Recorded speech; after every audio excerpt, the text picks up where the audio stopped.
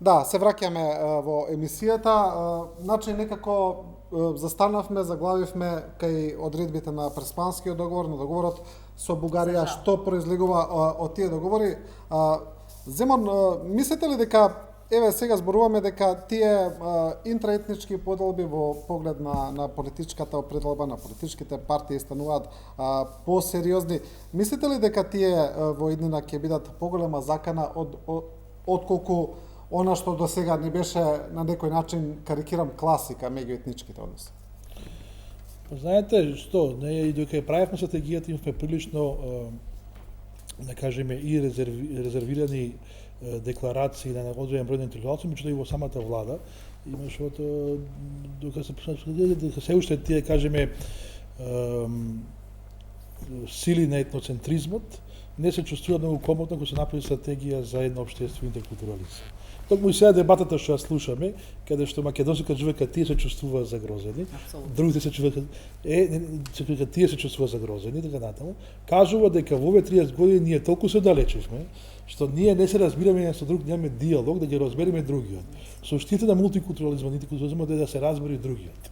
Дека видиме кај му неговиот проблем, зашто се тој се чувствува загрозен, меѓутоа не само за една или две заедници, за жал ние не само што не развиваме мултикултурно општество, ние развиваме во 30 години бикултурно општество. Развијате, што исто еден проблем што не сакаме да го согледаме и во науката, меѓутоа и во јавниот дискурс. Дека тоа не се случува реално на терен, а зборуваме за некои работи. Така да во секој случај треба да се што повеќе со стратегијата, ќе се малку попомогне, меѓутоа и свеста нема се менува само со една стратегија и ова нашето прашање дека сега треба повеќе покрај да ги развиеме нашите, да кажеме, идентитети, етничките или етноцентрички и така натаму, треба да размислуваме и за другиот и да ги развиеме и интеркултурните комуникации. Но знаете што е проблем? Што тука во ова не се некои вообичаени конфликти во поглед на некои секојдневни политички прашања кои можеби во развиените демократии се дебатира, па постојат поделби околу тоа, околу начинот на делување на социјална помош или така натаму. Тука се работи за поделби кои се перцепирани како суштински, како да се биде или да не се биде, како борба за опстанок. Како да се надмине тоа? Видите, ние живееме во балкански контекст.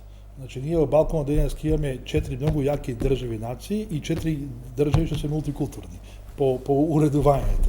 И тој контекст се пресликува и кај нас. Значи, ние не може да избегаме од суровиот, да кажеме, бугарски, грчки или национал шовинизам, не само национализам.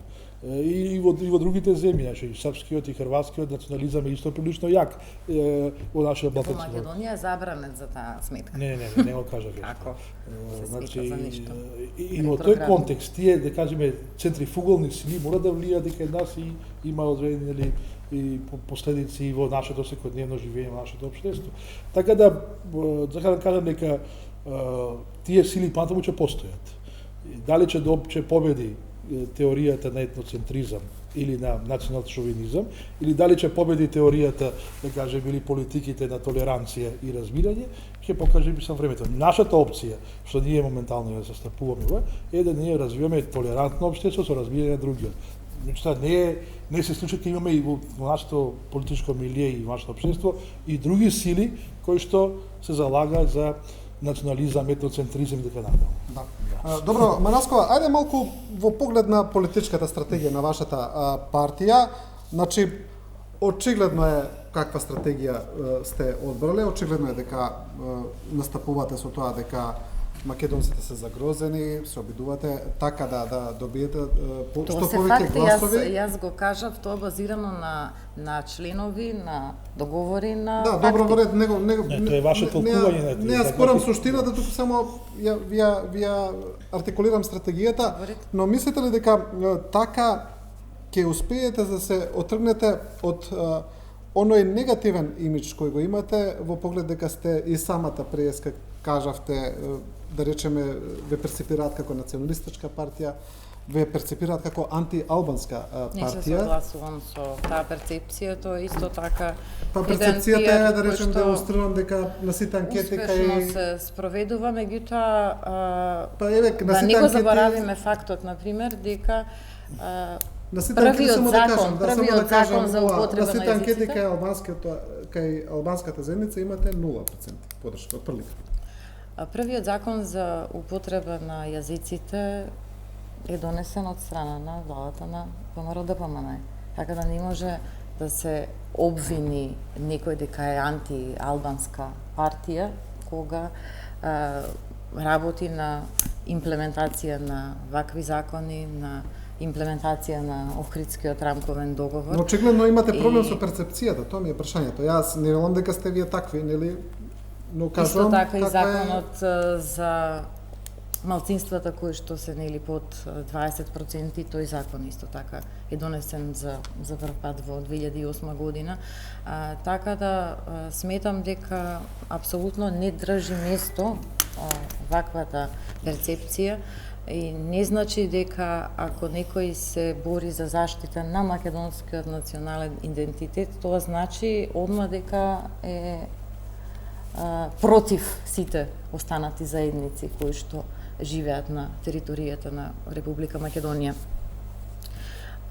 Што се однесува до лицемеријето, например, или зошто еве конкретно сега зошто сме против, вие ме обвинивте за лицемерие по однос на Не, вашата партија. на пописот. И меѓутоа исто така е лицемерно предлагачи на оваа стратегија да бидат луѓе кои што, например, еве за да биде појасно за што говорам, ќе дадам конкретен пример.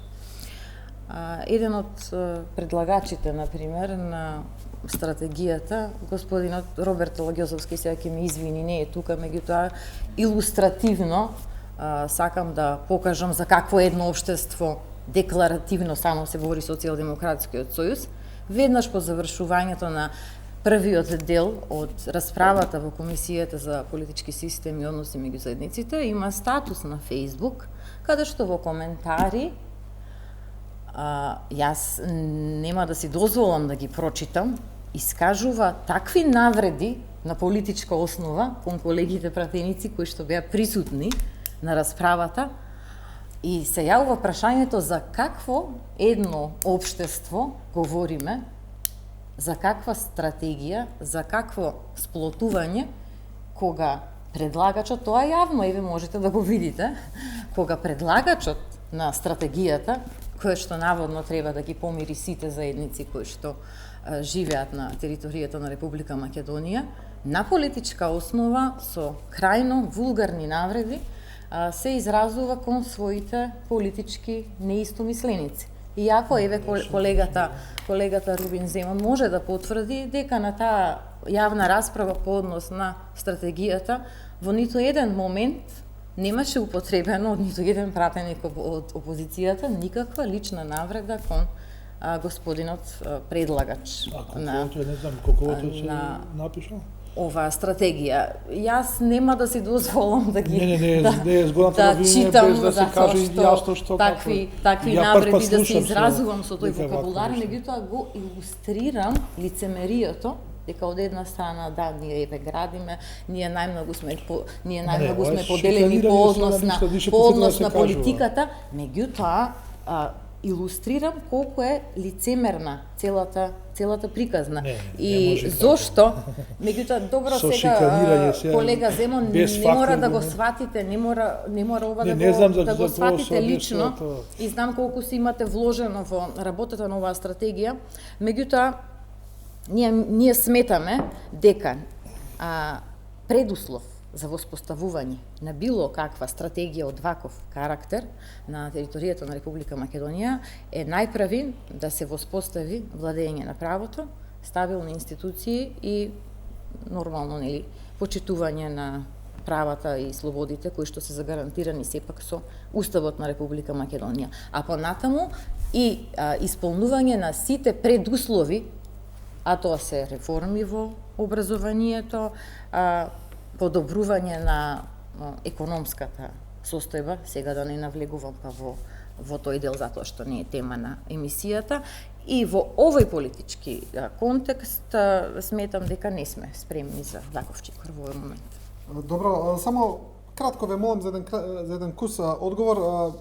Знам дека веројатно сега вие не сте вклучени во главната стратегија на вашата партија, но мислите ли дека ВМРО ДПМН на овие избори треба да се бори за правата за гласовите на албанците, како тоа што го направи СДСМ на претходните и локални, и председателски, и парламентарни избори? Да добиете гласови од тој етнички контекст. ВМРО ДПМН барем досега на сите избори има настапувано со програма со проекти кои што реално се однесуваат на сите граѓани на Република Македонија.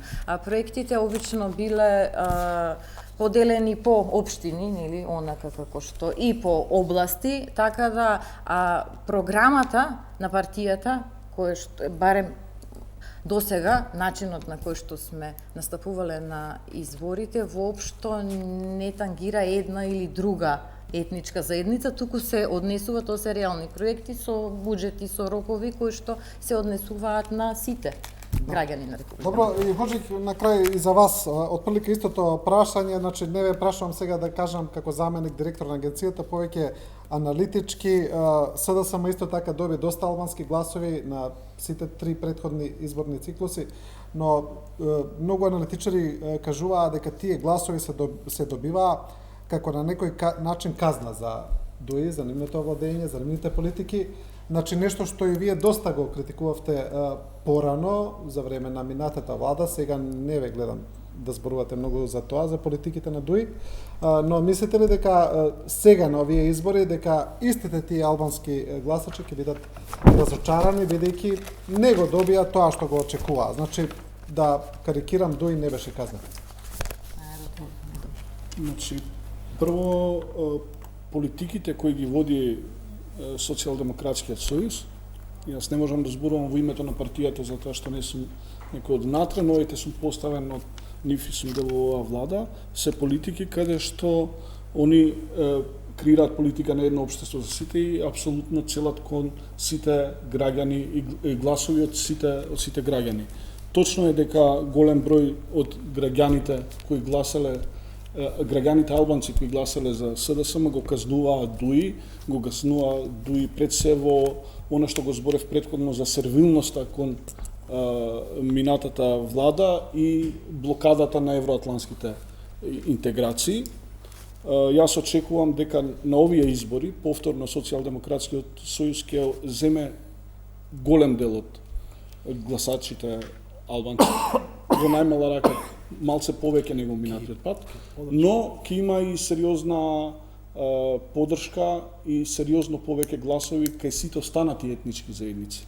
Пред се, затоа што покажа дека цврсто газат во 21. век, дека се спремни да прават компромиси во интерес на заедничката држава, дека се спремни да покажат сенс кон помалобројните и сметам дека со една таква политика тие гласови им се загарантирани. Да, добро, ви благодарам на сите за учеството во оваа емисија, а вие, почитувани гледачи, следевте уште една анализа на телевизија 24. Останете со нашата програма, ви благодариме на довербата и вниманието.